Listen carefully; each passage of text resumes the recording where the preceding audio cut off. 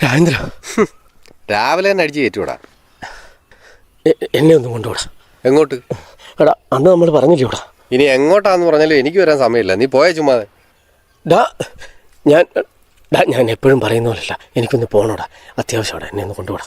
എവിടെ കൊണ്ടുപോകണമെന്നാ നീ പറയുന്നേ? എൻ്റെ കൂടി നിർത്താൻ നിങ്ങളെല്ലാം കൂടെ ഒരു ആശുപത്രി കൊണ്ടുവന്ന് പറഞ്ഞില്ലേ, അവിടെ എൻ്റെ ഈ മുടിഞ്ഞ കൂടി നിർത്തണം പ്ലീസ്. എന്നെ ഒന്ന് കൊണ്ടുപോടാ, വേഗം പാടാ.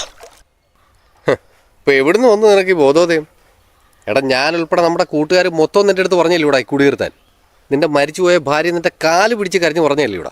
എന്നിട്ട് നിനക്കൊരു കുലുക്കമില്ലായിരുന്നല്ലോ. നീ പോയ ചുമ്മാതെ രാവിലെ വന്ന് എന്റെ ജോലി. നീ എന്നെ കുറ്റപ്പെടുത്തുന്ന ഒന്ന് നിർത്തിയിട്ട് എന്നെ ഒന്ന് കൊണ്ടുപോടാ.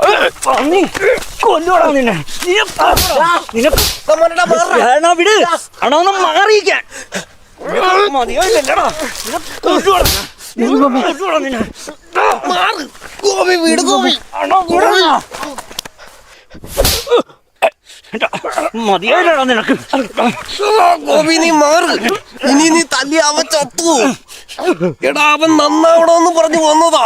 നന്നാവാനോ? ഇനിയോ? ഇവനിനി നന്നാവണ്ട, ഇവൻ ചാവണം. കഷ്ടപ്പാടല്ലാതെ എന്തെങ്കിലും ഉണ്ടോ ഇവനെ കൊണ്ട് ഞങ്ങൾക്ക് കിട്ടിയത്? എടാ നിർത്ത്. മതിയടാ നിർത്ത്. ഈ പരമാനയുടെ മുടിഞ്ഞ കുടിയുണ്ടാ എൻ്റെ പെങ്ങളെ കെട്ടിത്തൂങ്ങി ചത്തത്. അന്നേ ഇവനെ കൊല്ലണ്ടായിരുന്നു. ആ കൊച്ചിനെ ആലോചിച്ചിട്ടാണ് ഞങ്ങളൊന്നും ചെയ്യാഞ്ഞത്. ഇപ്പം ആ കുഞ്ഞിനെയും കൂടെ ഇവൻ. കുഞ്ഞിനെ അവൻ എന്നെ ഏതെന്നാ?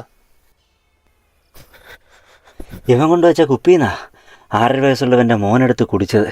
കുഞ്ഞിൻ്റെ ബോധം പോയി. കുഞ്ഞിപ്പോൾ ഐസിയുല. കുഞ്ഞിൻ്റെ അവസ്ഥ വളരെ മോശമാണ്. ഓ എൻ്റെ ഈശ്വര, നീ ആ കുഞ്ഞിനെയും കൂടെ കൊലക്ക് കൊടുത്തോടാ. ആ ചെറുക്കൻ്റെ ജീവൻ എന്തെങ്കിലും സംഭവിച്ചാ ഒരു കുഴിയും വെട്ടി നീ കാത്തിരുന്നോണം. കൊന്നുകളയും നിന്നെ ഞാൻ.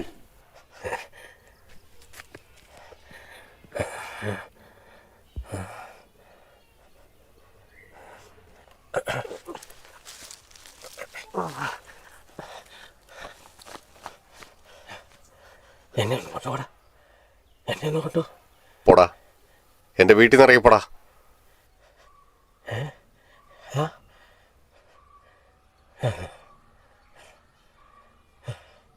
എന്നാലും കൊണ്ടോട്ടെ, ഞാൻ തന്നെയാവും. എനിക്കറിയാലോ വഴി.